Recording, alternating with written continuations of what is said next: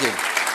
I want to thank Doug Parks for providing this opportunity for me to speak here before you, and I want to thank you for coming out because I have some very, very exciting information that I love to share with everybody, and this information really relates to what controls biology. And as Doug mentioned, I was a cellular biologist at the University of Wisconsin cloning human muscle cells. I was taking cells out of people, putting them into the tissue culture dish, and studying individual cells in an effort to understand what was controlling their fate, what was making them dystrophic or pathological, what was making them normal, and in the control process. In this research, I started to come to an understanding that greatly differed from my whole scientific foundation, that we were controlled by genes. And in the end, the research let me in on the inside that it was the perception of the environment that controlled the cell. Well, at cell levels, perceptions are perceptions, but at human levels, perceptions are beliefs.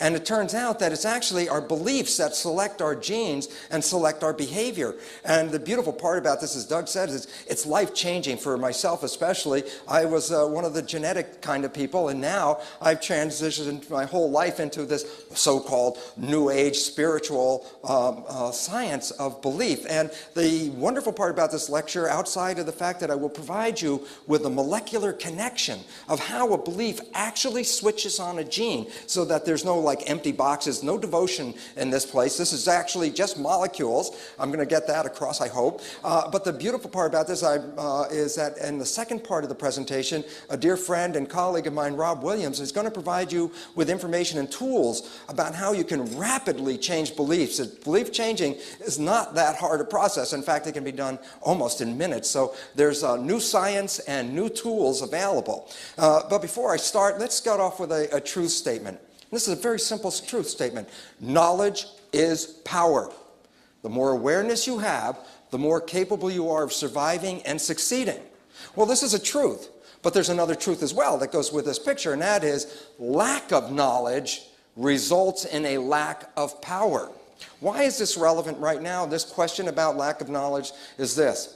Is that we all have been provided with information about our health being involved with our genes. We used to hear the stories, actually we still hear it on a daily newspaper. You might even find an article tonight that talks about the fact that the genes control the aspects of our lives. Well, we also recognize this, that we got the genes from our parents. And when you get genes from your parents and all of a sudden the genes control your life, then you find yourself to be more or less a victim of your heredity. If you find that there's cancer running in your family, then what do you start to get nervous about? My God, I've got genes in here. I'm a ticking time bomb. Something is going to go off and I'm going to end up dead, or some problem is going to happen. Why? Not my responsibility. Came from my parents. Well, the problem with that belief system is it extends to another level. It says if you really can't do anything about your genes because that's what you receive from your parents, then all of a sudden you become irresponsible in the sense of like, well, I can't do anything about it, so why should I even try? And that's when all of a sudden all things go lost. And this is where this lack of power manifests itself, because this belief about genes is totally disempowering to every one of us, because it says you are less powerful than your genes. But what about the reality that this is not a true statement? And the fact is, well, let me explain what I'm talking about here. I'll start off with this. This picture of the DNA, almost everyone has seen this. It's been in school for so many years now. We're all trained with this. We see this on the media every day, that the DNA in your body, the genes in your body provide for the characteristics of your life. So things not just besides your height, your hair color, your eye color, but things like anxiety and obesity and homosexuality and aggression and shyness and happiness are all characteristics that have been attributed to genes. And if this is true, then the belief system, of course, is that when you got these genes at the moment of fertilization, your life was already established, and all the rest of your life is just the unfoldment of the programs that you received from your parents. So the genes, and we're going to talk some science tonight, but it's not going to be that difficult, so bear with me on it, because again, I don't want to leave black boxes in here, empty spaces where you have to have devotion. I'm going to show you the connection. The genes, the DNA molecules, are found in the cell, in the individual cell, in a structure called the nucleus. So almost all people have seen a cell with a nucleus in it. And virtually all the genes are in the nucleus. As it says right here in this paper, which is in a recent issue of Science, this is one of the most prestigious journals in the world today, it says here in the first sentence on this article, which was dealing with the whole issue dedicated to the role of the nucleus, first sentence, the nucleus is the command center of the cell. This is conventional belief, that the nucleus is the command center because in the nucleus are the genes, and the genes control you, so the nucleus represents that source of control for the cell. Well, the command center of the cell would be tantamount to the brain. As I used to teach in medical school to the medical students, the cells, and this is an image of a cell, just a cartoon image of a cell. The cells make us up. We have approximately 50 to 75 trillion cells that make our body. Interesting point I used to teach them is this. There is no new function in your entire human body that's not already present in every cell. Every cell has a respiratory system, a digestive system, an excretory system, an endocrine system, an integumentary system, a nervous system, a reproductive system, an immune system. Basically, what I'm trying to tell you is this, that the cell and the human are structural functional counterparts of each other. Whatever is in the cell is in the human. Whatever is in the human is in the cell. So when I talk about the brain of the cell, or the brain of the human, as that element that controls the command center of the human body, when I come over here and just read what we just read off the science journal that said the nucleus is the command center of the cell, this is because all the DNA is in here, then we get the assumption that the nucleus is the brain of the cell, which is what you anticipate if it's the command center. Well, that's an interesting concept for this reason. I'll ask you a simple question, and the question is this. If I take the brain out of any living organism, what is the immediate and necessary consequence of that action? Death. Absolutely, it's going to die. So what happens if I go to the cell and take the nucleus out of the cell? Well, if the nucleus is the brain of the cell, by definition, the cell is going to die. Here's the reality. I remove the brain from any organism and the organism dies. But if I go to the nucleus and remove the nucleus from the cell is totally unaffected by it. A cell can live for 2 or more months with no genes in it at all. And it's not just sitting there. It's doing everything it was doing before we took the nucleus out. It's moving around. It's communicating with other cells. It's eating. It's growing. It's able to eliminate waste and build up its structure. It recognizes toxins and moves away from them. Recognizes food, moves toward that. Basically, what am I telling you? I take all the genes out of the cell and I altered the behavior in no way. Meaning this, by definition, the nucleus cannot be the controlling center of the cell because the cell still has control with no nucleus. Well, wait, I took all the genes out and the cell still has behavior. The bottom line is that the genes do not control biology. This is a mistake. This is an assumption. It was made years and years ago. It was never proven scientifically, but it just seems so correct that we bought the story. And in fact, the cosmic joke just hit us not very long ago with the outcome of the Human Genome Project. Why was it a joke? And I'll tell you this. If the mechanism worked according to the way it's written in the textbooks, that the genes control biology, then there's the requirement that there has to be at least 120,000 genes to make a human. When the Human Genome Project's results were turned in, it turned out that there were only less than 35,000 genes. Over 90,000 genes are not present, which means this. It's not that the genes are absent. Our belief system was wrong. The genes do not control biology like we thought. So the Human Genome Project really pulls the rug out because they thought they were going to get the blueprint of how to make a human with all of these genes. And it turns out there are not that many genes. 2/3 of the genes are missing. Meaning we have to now understand a new way of looking at biology. Interestingly enough, though, the new understanding actually started to come out in the last 10 years. So everything I'm going to talk to you about tonight is science within the last 10 years. And the interesting part about it is this.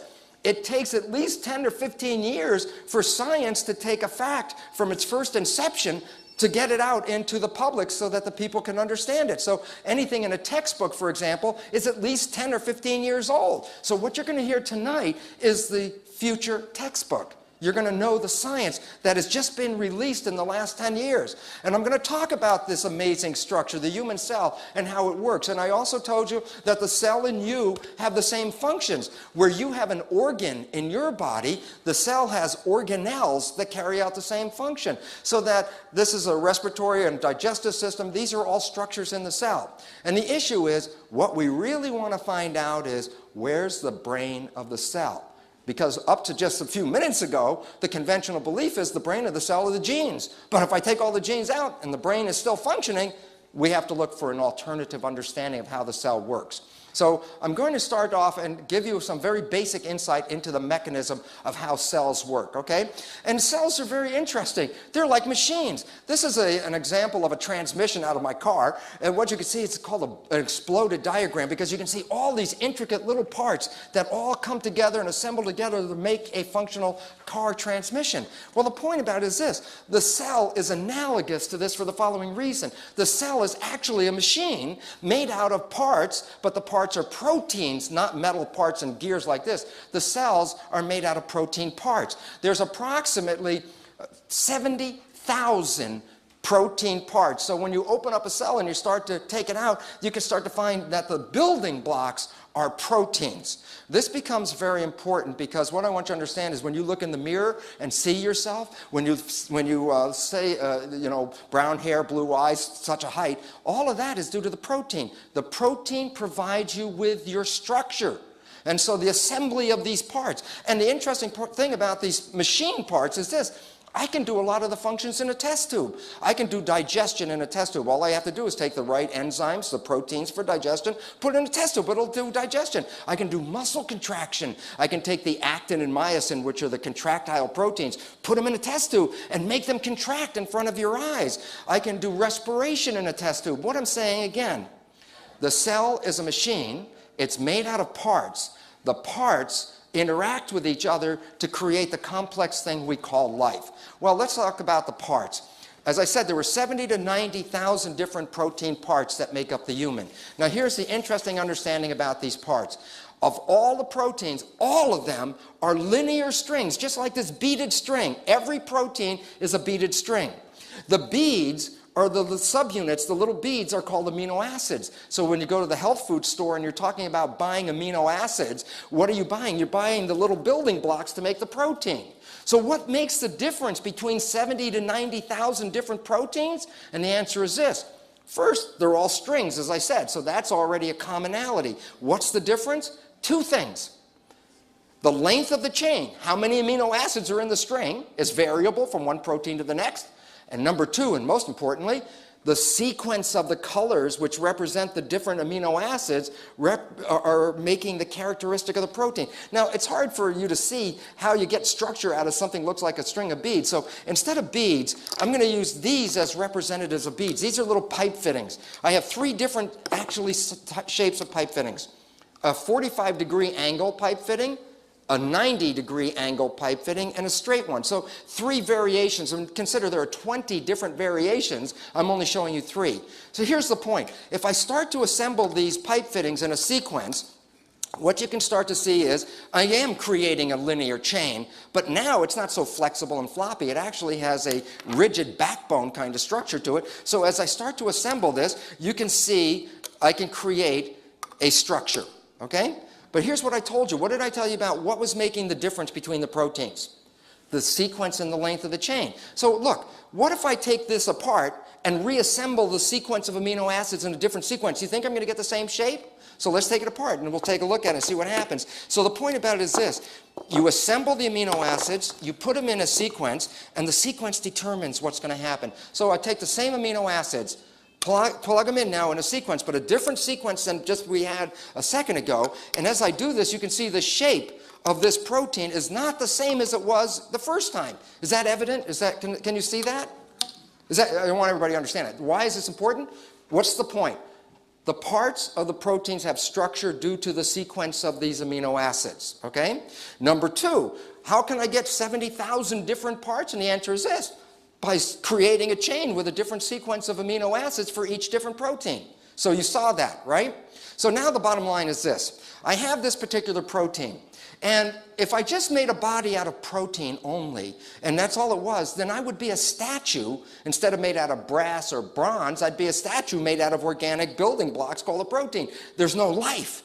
Where does the life come from? That is the most important, exciting question. I made a machine out of protein, but what is life? Life is animation. Life is movement. And so therefore, where's the movement come from? Now I'm going to show you that. And it's simple because this is the ultimate understanding of where life comes from. When I assembled these together, I connected them like poppet beads, but look, they twist. because at the junction, they're not locked, so I can change the shape of this protein. I just made this one. Okay? Now I'm going to show you something. Let me show you two different shapes. And before I do that, I'm going to give you a little piece of information. The yellow ones at the end are going to be negatively charged. Both of them are negative. Why is this important? We'll go back to a very basic principle of science. When two like charges come against each other, what do? They repel each other. And two opposite charges, what do? Attract. So I'm going to show you two different shapes of the same protein by just twisting it. And I'm going to ask you to tell me which is the more stable of the two. Okay? Let's use this as shape 1. Okay? Now I'm going to show you shape 2, and then I want you to tell me which is more stable, shape 1 or shape 2? Shape 2. And the reason why? Because the two negative charges repel each other. They want to get as far away from each other as they can. So does this make sense that this is a stable shape for this protein? Okay, cool. Now, I have this protein in your body, and I said that this was negative at the end. And this is an environmental signal, and I'm going to talk about environmental signals. Signals are either other molecules or atoms or energy. Energy can be signals as well. But in this case, let's say it's a molecule. Let's say it's estrogen, a hormone. And let's just say that it's very positively charged. What's the charge on here? A negative? Okay, so if this is coming along and this is positive, what happens when two opposite charges come near each other? So all of a sudden you're going to find that there's a binding. This is where the estrogen binds to the protein. Now this is more positive than this negative. So the question is this. What's the charge at this end of the molecule now? Positive. What's the charge at this one? Now the question is very simple. Is this shape of the molecule stable, or is this one more stable? Now, this is so fundamental. I want you to understand how critical this is. You understood that there was a shape, that if I have this molecule on, let's say I take this molecule off, what's the shape going to do? It's going to open back up like this, right? And then if I put the molecule back on, what's the shape going to do? Close. Well, you just told me there were two shapes that were stable, and the difference is when I add this signal, I go from one shape to the other. Does that make sense? Well, that is where life comes from. Life is movement of the proteins. The proteins move, and when they change shape, they can do jobs. So if I have work, I can have this thing do a job. By opening and closing, that would be its job. So you can say, well, what kind of jobs are just like simple movements? I'll give you a simple one. Let's say I'm a protein, and that this is the signal molecule, and I stand like this, and when the signal molecule hits in my hand, I go like that, and I let go of the signal. What happens if I let go of the signal? What's going to happen? I'm going to go back. And then another signal comes in my hand. Then what am I going to do? Go like this. And you say, well, that's a nice simple movement, but what does that have to do with it? Well, if your house is on fire and you have a bucket brigade and I'm a protein in the middle and somebody hands me the bucket, what am I going to do? Pick it from here and pass it to the other guy. Well, the point about it is very simply this. Proteins provide for my physical structure, but proteins can change shape when a signal binds to that protein. So all of a sudden it says that a static protein could just be sitting here, but the moment the signal shows up, the protein does something.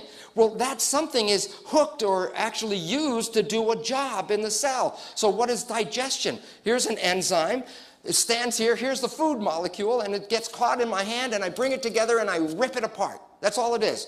Ripping apart. Digestion. So the bottom line is this. You're a machine. The structure of the machine is due to the protein parts. The proteins are all these linear chains made out of amino acids. That the final structure is due to the sequence of the amino acids and the charge. That's this critical part. When I balance the charge, the protein is stable. If I change the charge, the protein changes its shape. It's simple, but it's very basic science, okay? And here's the point about it is this, is that and this is interesting because this is right out of the Science journal, and this backbone here, this protein in green, is the same one that's in yellow. And in this case, this is a protein that causes muscle contraction in your body. And it depends on this signal. The signal is calcium. When calcium shows up, it plugs into the hole. It changes the charge, and it causes the protein to change its shape from this inactive form, conformation 1, shape 1.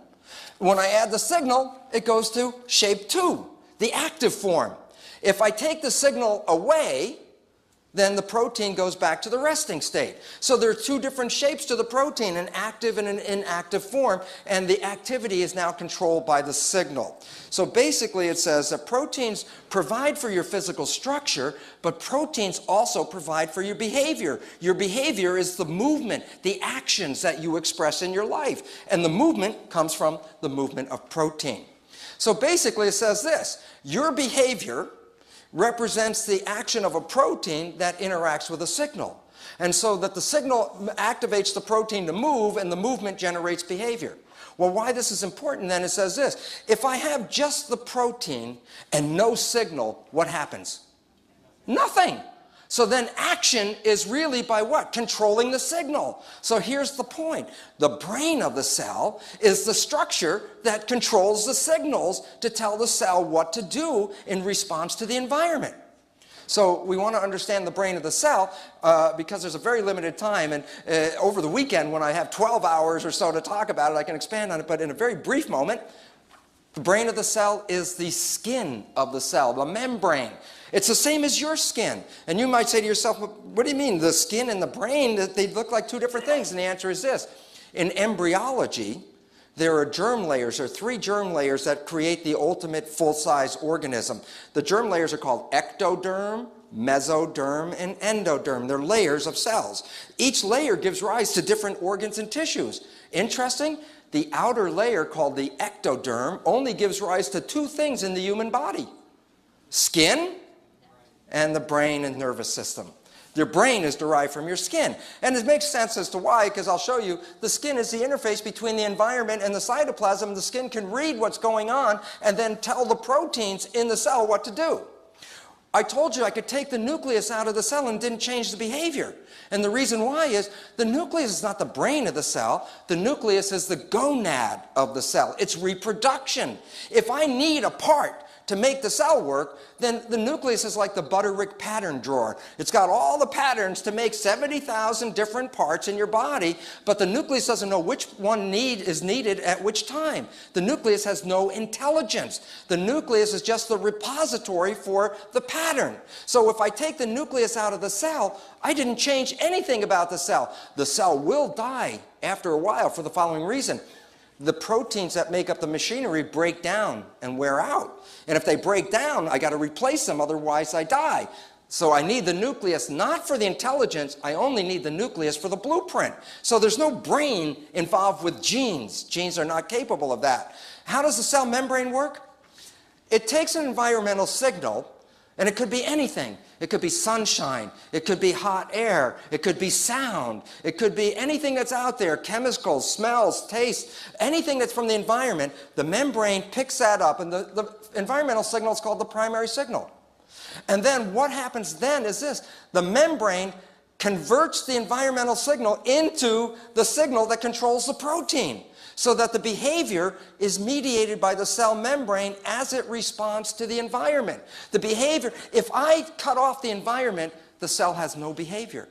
Your cell with all the components in it, if I could cut off the environment from the cell, it will just sit there. It has no life. Life is due to how the cell responds to the environment. Your life is how you respond to your environment. As you see the environment, as you walk out of here, those are environmental signals. They actually run your proteins and make you behave. So your behavior is not due to the genes. We didn't even bring DNA in yet. Your behavior is due to how you see the signal, which is called perception, and then convert that signal into selecting the right proteins for your responses. Okay? So now the issue is, how does this membrane work? Well, that's the beautiful part. It's relatively simple. Let me explain it. If we look at some cells growing on a petri dish, and we look at the skin of the cells, it's all bubbly looking, but at a higher magnification, this is what it looks like. At higher magnification, the skin is like a sandwich. It looks like a bread and butter sandwich, and there's this lipid layer right in the middle, and it's the oil that makes the skin a barrier, because the water in the environment can't go through the membrane, and the water inside the cell can't go through the membrane. So under the skin, there's a protected environment of which all the mechanisms can work. To show you the reality of it, this is an electron microscope picture of the actual cell membrane. You see the dark light, dark layer of the cell membrane? it really represents the layer of these molecules that look like this, okay? Dark, light, dark, so that the model and the image of the real picture are very much exactly the same thing. But this membrane isn't functional because I left out the most important part of the membrane. It's the proteins that we were talking about that are capable of responding to the signal and then activating a behavior. So when I look at the surface of the cell, actually, instead of being smooth, there are all these structures like antennas sticking up all over the surface and proteins built into the membrane. And that these proteins read the environment and convert that environmental signal into a behavior. Let me explain how it works. Here's the membrane. Here are two different proteins. I'm going to tell you right now, there are thousands and thousands of proteins in the cell membrane, but I can divide them into two groups. One group has antennas on it. And antennas are receivers, just like your television antenna on top of your house before cable. When you had an antenna on the top, what was its function? To pick up a signal. And then what happened to that signal? It was transmitted down the wire to the television, and the television converted the signal into something you could see. Well, here's the point. Many of the receptors in the cell have these antennas sticking up from the cell. So if I go back, these are the antennas sticking up from the surface of the cell right here. And what they're tuned to are not television stations, they're tuned to environmental information. It might be glucose, for example. Is there sugar out there? Or histamine. Is there histamine out there which tells me to get ready for an emergency response? Or is there something like insulin which tells me to change my metabolic pathway? For every different thing the cell can see, it has a different antenna. So that means the cells are covered over the surface with antennas for everything the cell can deal with. So the signals come in and picked up by the antenna, but then they're converted into the behavior by the second class of proteins. There are three different kinds. Channels, which are just like olives with a hole in the middle of them where information can go in. Enzymes, which are proteins that cause metabolism to occur, or cytoskeletal proteins, proteins that change the shape of the cell. So if a signal comes in, let's say a toxic signal comes in, and this is a receiver for that, and it couples to the skeleton, it says, it's toxic signal, turn around and start running the other way, then this is the input and this is the output. So the proteins work in combination. Receptors receive signals. Do you have receptors? Yeah. What are the obvious ones? Eyes, ears, nose, taste, touch. Where are all your receptors located? In the skin. So you and the cell are parallels, but it doesn't look like an eye and it doesn't look like a nose, but its function is exactly the same. It's the equivalent of an eye. If this was tuned to light, a photon of light would hit this antenna and that cell would respond like an eye and say, I see the light. And once it sees the light, it has to convert that information, and it uses it by connecting to this, and I'm going to show you how that happens. So the input, the antenna, connects to the output, which makes the behavior. Let me explain how it works. So we'll use this model right here of a receptor. Let's see. This receptor is going to, I'm going to show it to you in dynamic motion. Here's my membrane, bread and butter sandwich. Here's my antenna, and this is the antenna scouring the environment for a signal. Look at the shape, because the protein goes into the cell. Look at the shape. What happens when when a protein binds to a signal?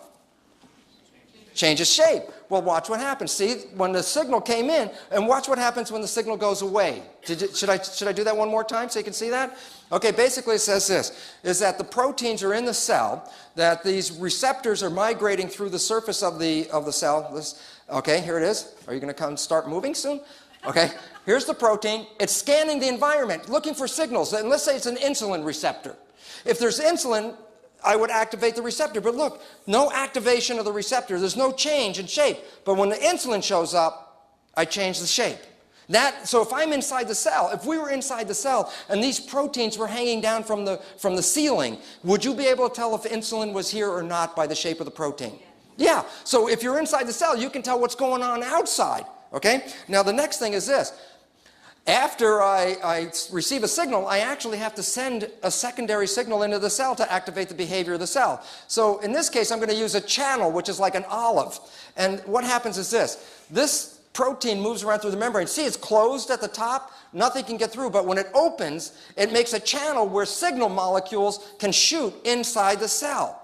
And the bottom line is this. The only thing that can go through this channel is what fits. If the molecule doesn't fit, it doesn't go through the channel. So basically it says this: in the resting state, the protein is closed. But when activated, the protein opens, and when it opens, it allows signals to go into the cell and coordinate the behavior of the cell. So now that we've looked at that, let's put the two together and then show you what is this mechanism that controls biology. The two together, the input and the output. This is looking for the environmental signal, and this is going to convert that signal into behavior. This is the connector. Look at the shape. Does it fit here, yes or no? Okay, so that means no signal is present. So no behavior. But when the signal shows up, I change the shape. When the shape is changed, then I connect it, open this one up, and see this? This is a signal that tells the cell to do something, and it's going to do whatever is connected to that. So the bottom line is the behavior of the cell is controlled by the input of the environment, and then the conversion of that input into a behavior signal that coordinates the function of the cell to respond to what's going on in the environment. Interesting point. If I cut the antenna off the cell so it cannot see anything, there's no behavior. The cell is totally comatose. It'll sit there, and what does that mean? It says then behavior is related to the signal. If there's no signal, there's no behavior. So it's like reflex, stimulus, response. The signal is the stimulus, and then the cell creates a response. So basically it goes like this. The receptor is the input. It reads the environment. The receptor then connects to the effector, which generates the behavior through a secondary signal. The primary signal, this is the secondary signal that activates the behavior of the cell. So that this unit is controlling a specific aspect of behavior. But there's like thousands of these different kinds of units simultaneously. So this is an example of just a switch. It's a switch. When insulin shows up, switch on metabolism. When histamine shows up, switch on protection. So for each different thing that's out in the environment, there's a switch that will activate the behavior of the cell. So basically, did you understand that as a switch, input-output? Well, then look at it this way. The function of the receptor is awareness of the environment, right? It sees. But I have to convert that signal into a biological action. So the function of the output guy, the effector, is to create a physical sensation or response to that signal. Is that understandable so far? Why is this important? Go back and ask, the first step is this. What does this do? What does it do? It controls a typical behavior in response to the signal. Well, what is this called? Well, it represents awareness of the environment through physical sensation. So what is this control unit actually called? Perception. Perception, awareness of the environment through physical sensation. So if I go back a second, I say, what is the function of this? And the answer is this. It's perception. It sees the environment and activates a behavior. There's no DNA involved. There's no genes involved. All we're talking about is stimulus response. Stimulus comes in the receptor, response made by the effector. Okay? So the point about it is this simple first conclusion. It's very basic. Behavior, which is movement, this is behavior. Movement of protein is controlled by the signal, but via perception. So the bottom line is this. Perception controls behavior. If there is no perception, there's no behavior. And all of a sudden it's like, oh, well, that's number one. We didn't have genes involved yet. So let's just see how this actually works. So basically, here are proteins in the cell. Let's say that these proteins carry out a specific function, respiration or digestion. We call it a pathway. So let's say it's a muscle contraction. That these proteins, when activated, what activates the protein? The signal activates the protein. So what we're going to do is convert an environmental signal using the receptor and the effector. And this time I'm using an enzyme. Okay? And what I'm going to show you is how the mechanism from the environment, the signal, well, here's my connector one. Remember the green guy?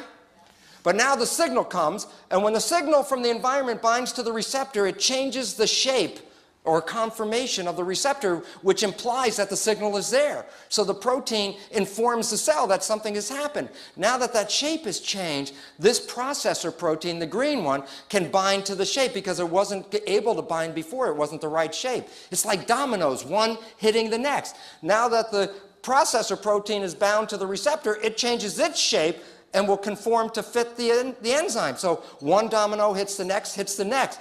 Now that this is connected, I activate the enzyme, and the enzyme is going to create a signal. Now here's the connection between my muscle of the proteins and the receptor.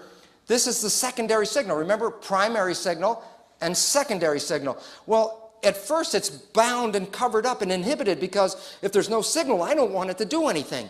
But when the signal shows up, then I take the enzyme, split it, and the active component, now this is the active signal, can bind to the protein.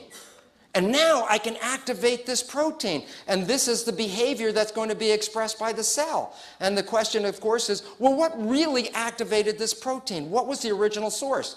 The answer is the primary signal at the environment was then relayed by the secondary signal to activate the behavior of the cell. So without all the labels, if we just quickly look at it, let's just go right through it real fast. And the point about it is this. Let's see. That here's the environmental signal. Here's the receptor, the effector. That's the perception unit. Perception is now being started because it saw the environment, changed the shape, activates the enzyme. The enzyme is activated, breaks that molecule, the signal molecule. The signal molecule comes down, binds to the protein, and generates behavior. The bottom line was this. The behavior of the cell is not programmed. The behavior of the cell is continuously adjusting to whatever the signals are in the environment. So now I got another question to ask you.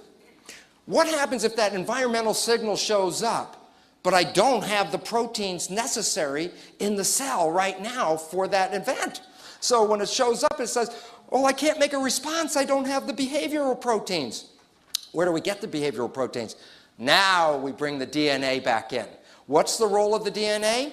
The DNA double helix actually is a blueprint of the protein. If I separate the helix into two separate strands, and you look at these are called bases, these are the steps of the double helix right here. The color sequence in the DNA codes for the sequence of the amino acids. So for every 3 bases, I can tell you which is the next amino acid. So the point is this. The plan of how to make a protein, a specific protein, is built into this DNA. So that every 3 bases say, oh, put in tryptamine. Okay, put in proline.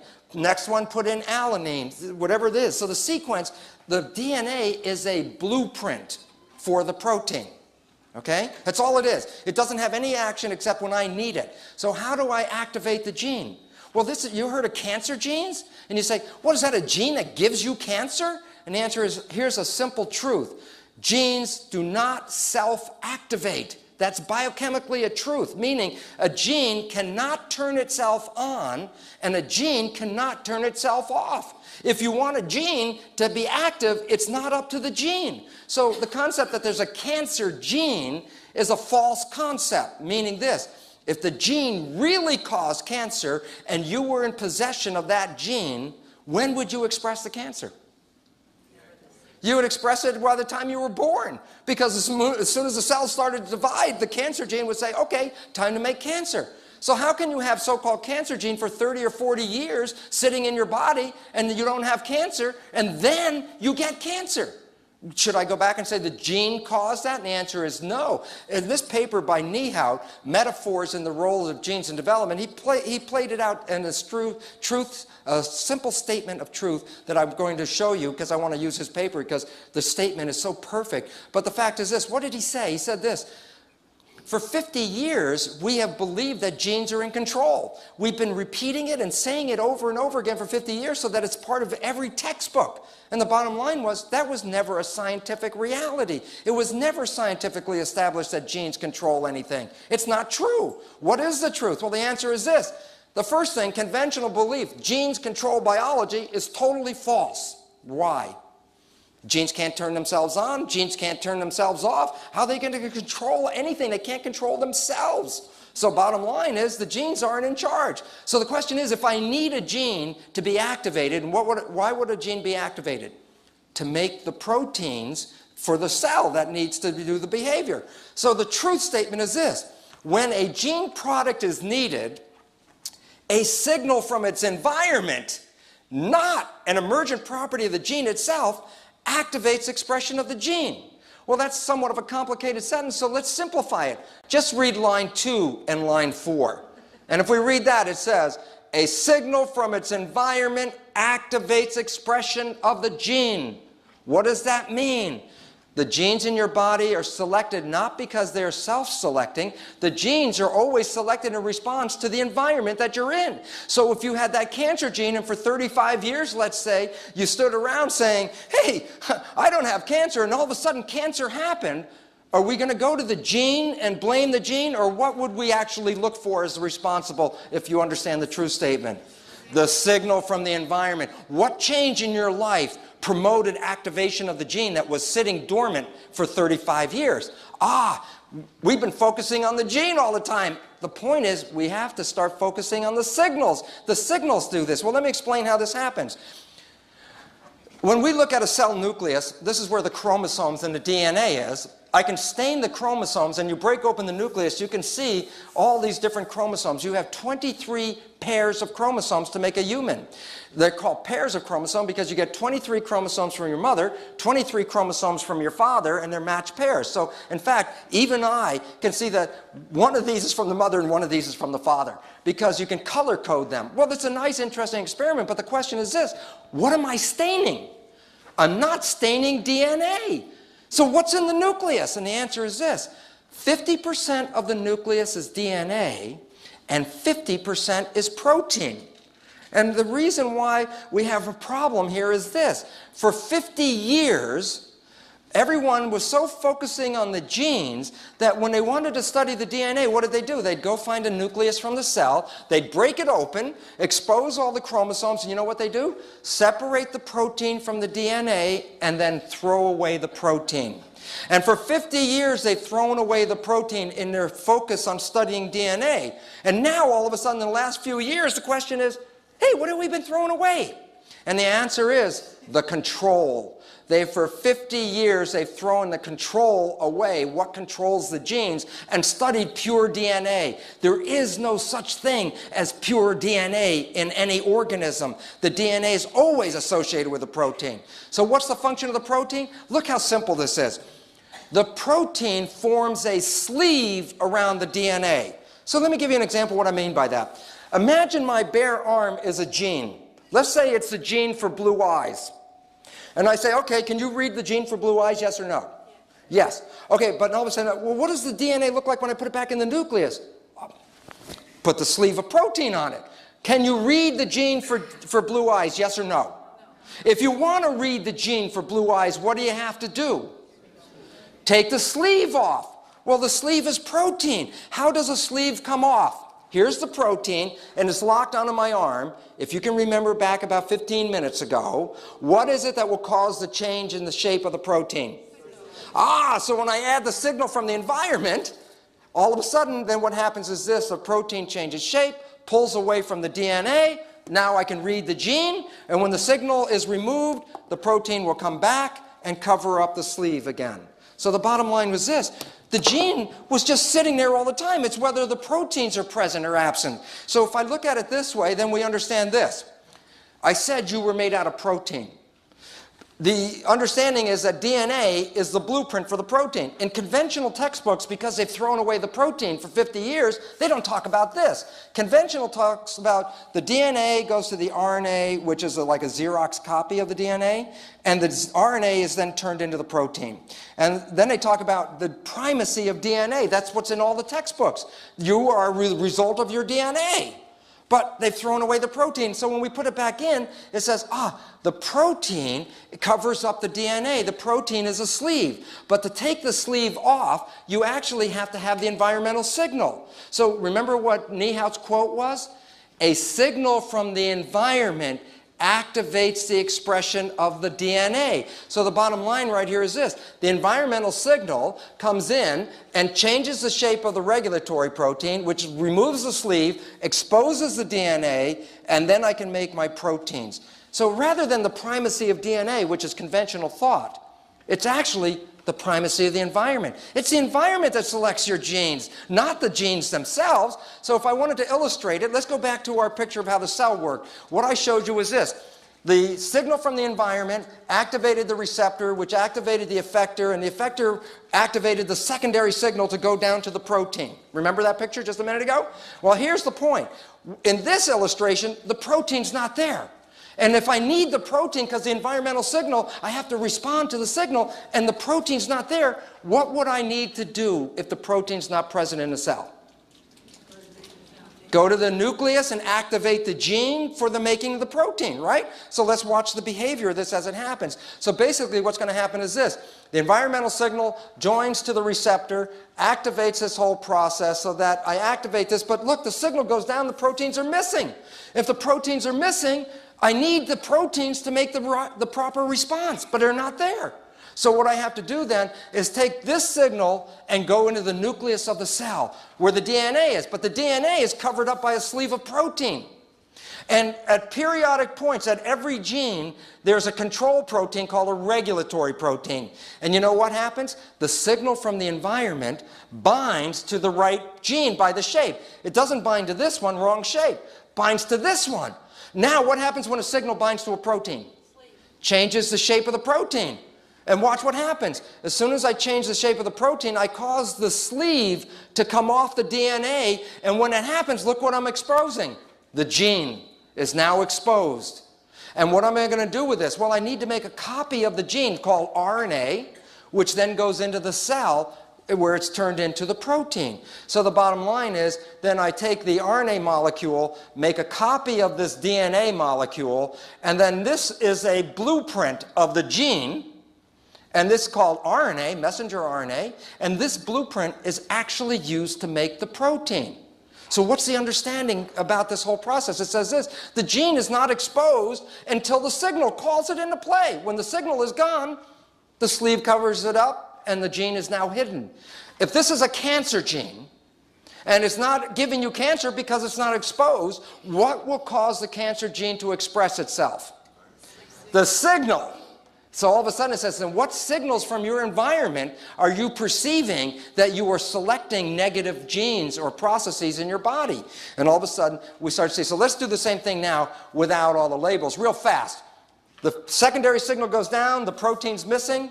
The secondary signal goes into the nucleus, finds the right gene by binding to the right regulatory protein, causing the regulatory protein sleeve to come off, exposing the gene. And once the gene's exposed, I make a copy of it called RNA, and this is what goes out into the cell and is used for the function and behavior of the cell. So what is the conclusion of all of this? And the answer is simply this. Perception controls genes. Understand? The genes did not control themselves. The perception was the signal that converted the sleeve of the DNA to come off. So the bottom line is, perception not only controls behavior, but perception will actually go in and select which genes you're going to express. Now here comes the third part. The first part, perception controlled behavior because the protein was there. The second part, the signal shows up and the protein's not there, so the perception signal goes to the genes and activates the appropriate gene. Here's the third part. What happens if I run into a stressful environment and I don't have the appropriate genes to respond to that stress? Well, then you just have to say, well, the only way you're going to manage is to change the genes. Well, in conventional biology, the only way the genes change is a process called random mutation. This is in all the textbooks. What does it mean? It says this. I can chemically cause a mutation to occur, but what I can't control is the outcome. The outcome is always random. So the bottom line is that's where Darwinian belief comes in, that evolution was random changes in the genes, that genes are only changing by accident. That's conventional belief.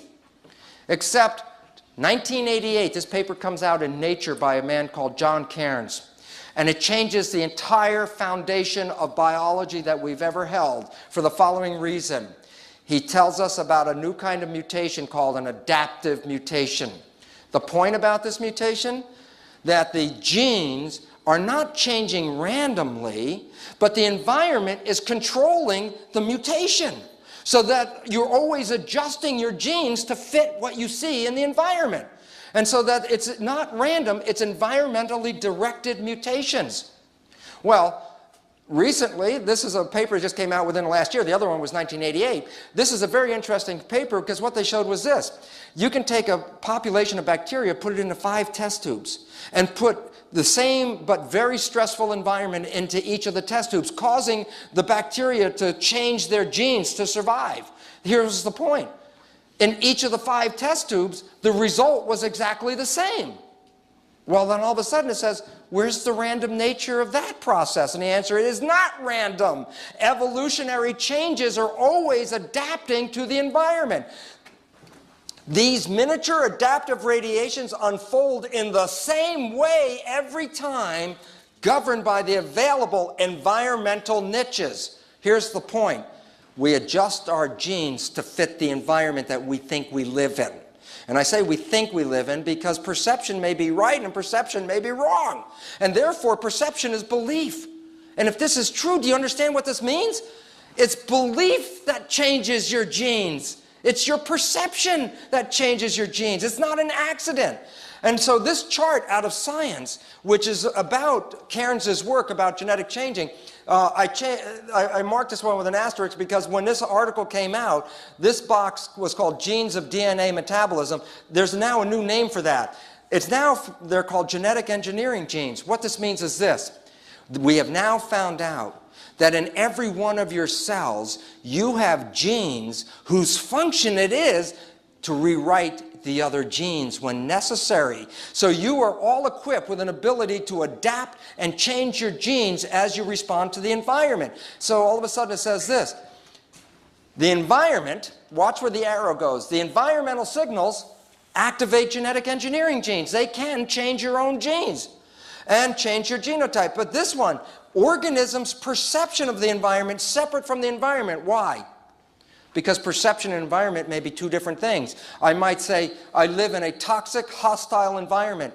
But that might be my belief. I might be in a very supportive environment. So it says, my perception may differ from the reality of the environment. But nonetheless, what does perception do? Follow the blue arrow.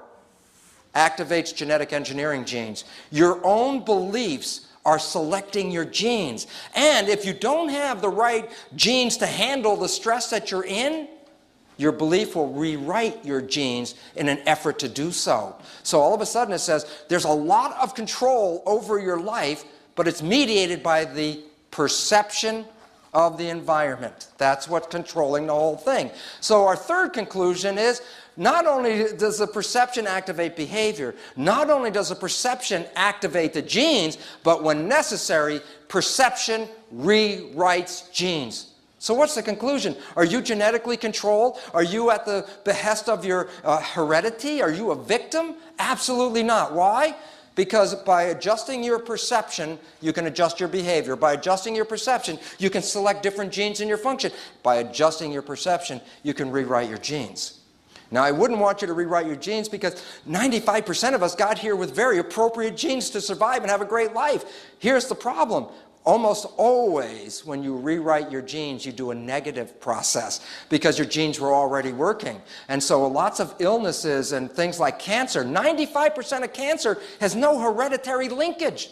95% of cancer is actively produced by an individual's perception rewriting their normal genes and making cancer genes. All of a sudden, unfortunately, remember when I told you when you were a victim of your heredity, you could be irresponsible because the genes just came that way.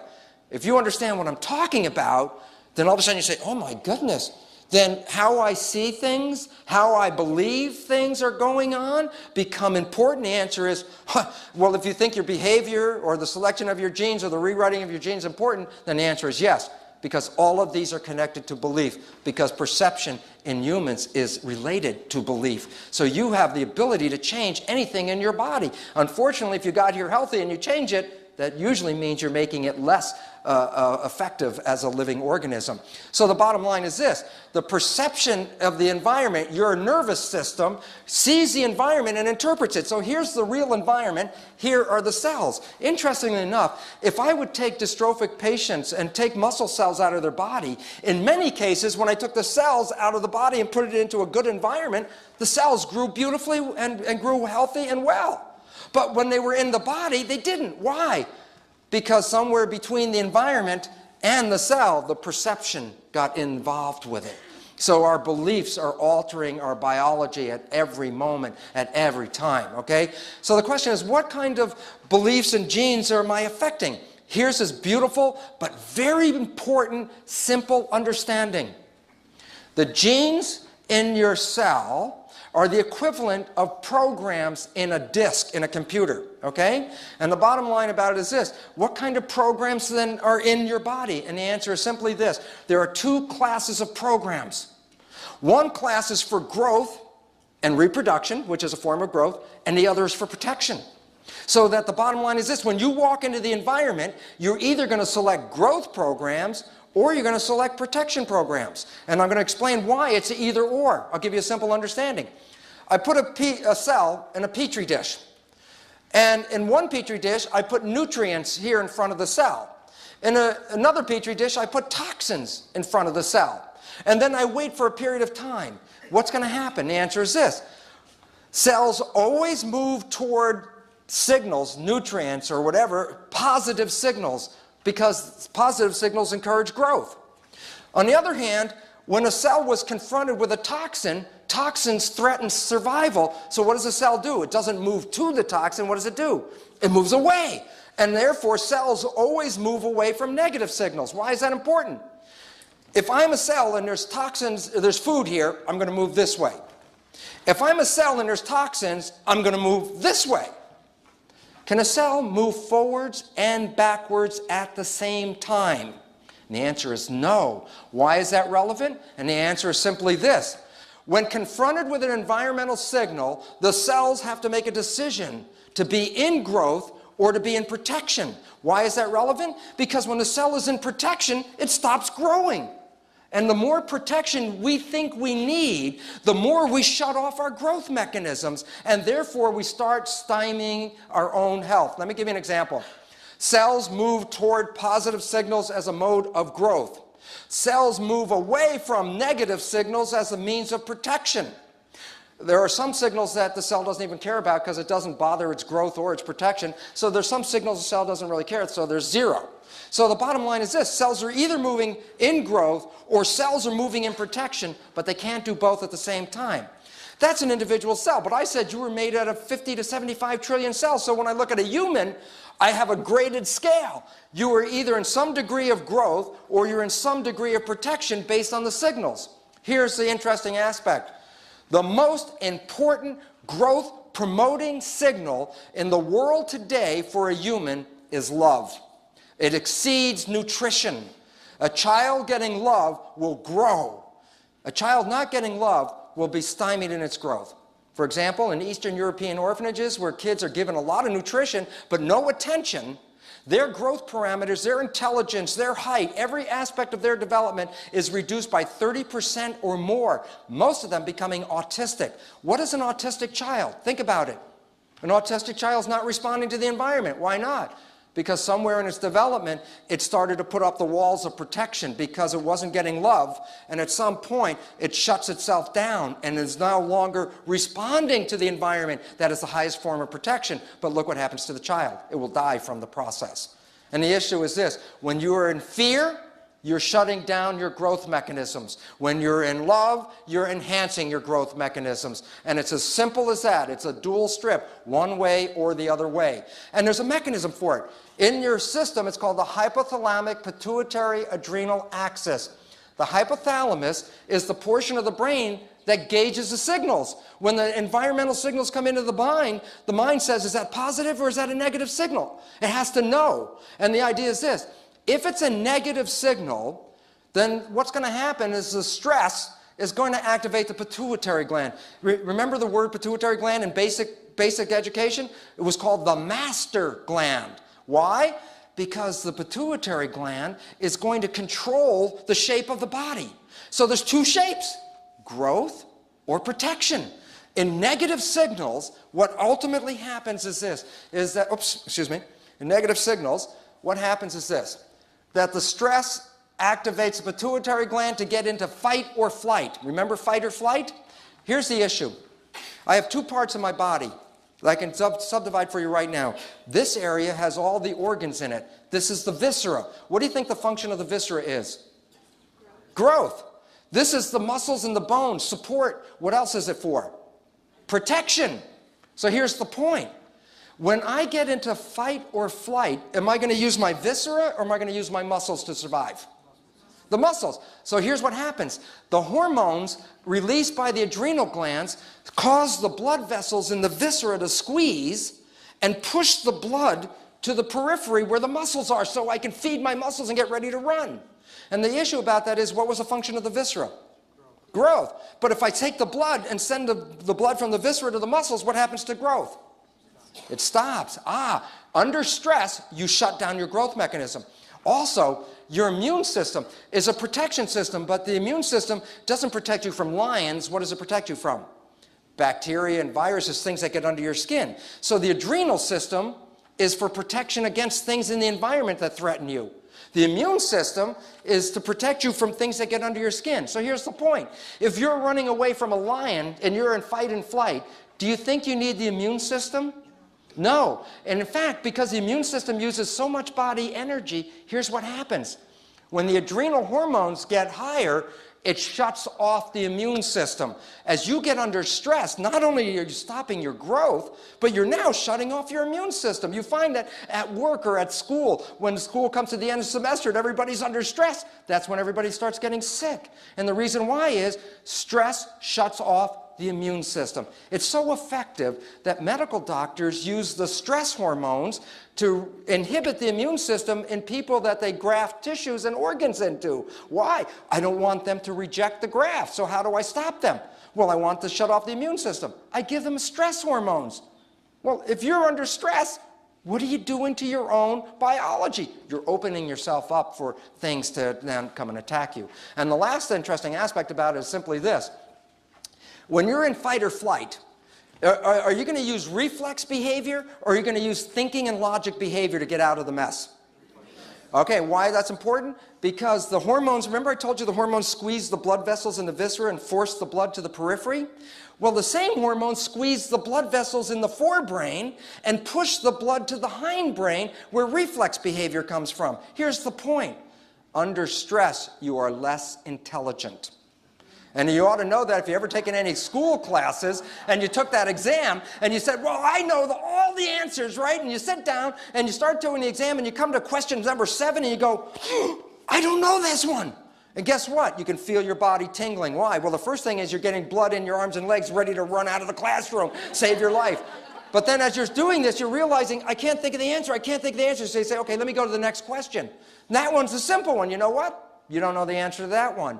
And the reason why? When you get under stress, you get ready for reflex behavior. Your conscious intelligence is reduced.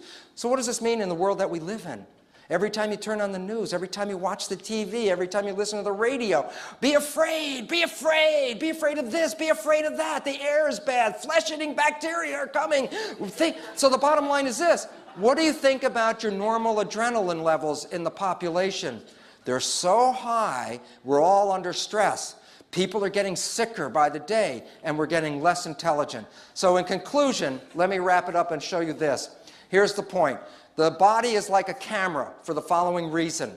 Whatever the environmental signal is, it's picked up by the lens. So the camera sees something, the lens picks it up and translates it into the film where you make a complementary copy, so that the camera always makes a complement of what is found in the environment. Well, the truth is, in biology, it's the same thing.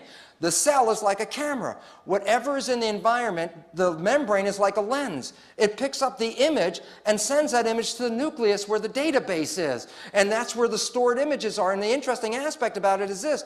The cell will make a physical structure to complement the environment. So that's, if you're a diagnostician and you're looking at somebody's health, their physical expression is a reflection of the environment that they're in because they're making that mimic. So the bottom line is this, when you open your eyes, is this the image you see? The reason why, if you open your eyes and live in this stressful situation, what are you going to do to your physiology? Adrenaline, fight or flight, shut down growth, shut down the immune system, and be less intelligent. But you could easily look at the world and see a much better, healthier picture. For example, Maxfield Parrish's ecstasy. When you see this picture, so the question is, I could see this world and see this, and what do you think I'm going to be in growth or protection? Growth. So the bottom line is how I see it is adjusting who I am. Well, the interesting part about that is as follows. The perception interfaces between the environment and your biology. But your perception is belief. And therefore, beliefs act as a filter between the real environment and your biology. So your belief filters interfere if they're not accurate. If your beliefs are off, you're going to select genes that are inappropriate for the environment. So again, what keeps you in balance? Keeping your perception clear. So the bottom line is this. We actually end up with a filter between the environment and the camera, which is learned. We learned these filters. Before we were born, we were already learning. On the weekend course, I talk about conscious parenting. Many of your beliefs were already installed in you before you were born through the interaction of your mother and her perception of the environment, because she was helping. Mothers and fathers are actually are genetic engineers. They are selecting genes in their offspring as they develop, so the offspring fits the environment that the parents live in. Interesting point. Well, the question is this. We have filters. So, you've got envelopes that you came with. There's a red and green filter. Let's call these belief filters. And what I would like you to do is put one or the other filters in front of your eyes. Pick a red one or a green one, whatever one they got, and hold it up in front of your eyes and look at the screen. I'm going to ask you a question, and don't open them up. If they're double, keep them folded, okay? Here you go. Now, I'm going to ask you a question. When you look at the picture, tell me if this is a picture of love or fear. When you see it, does it look like love or fear with your glasses on? Put the glasses on. Love. Are you living in love or are you living in fear? Love. Okay, now take the glasses off and find the other glasses. Okay, you got a different set of glasses now? Okay, put those up. You ready? Are you living in love or are you living in fear? Okay, are you living in love or are you living in fear? Well, here's the simple point. This is the beautiful point. Life has everything in it. Life has everything, but you will only see what you have perception filters to see. And you were taught perception filters. You were taught by your parents. You were taught in school. You were taught how to see life. And here's the beautiful part. We can remove these filters that have interfered with our lives, and it does not take long. And the beautiful part is, after the break, when Rob Williams comes up here, he's going to show you and give you tools of how you can rapidly change your filter and in the process select healthier, more growth-satisfying genes than the ones that we tend to be selecting because of our concern about the environment. So the bottom line is this. You are all powerful. And the fact is, knowledge is power. With this knowledge, you have power over the unfoldment of your own life. You have power over which genes are going to be activated, which behaviors you're going to express. You are all powerful. You are not victims of genes. And the beautiful part about it is, all you have to understand is, what beliefs are you selecting genes with? And if they're not appropriate, you can change these beliefs. And this is the beautiful part about the second half of this program.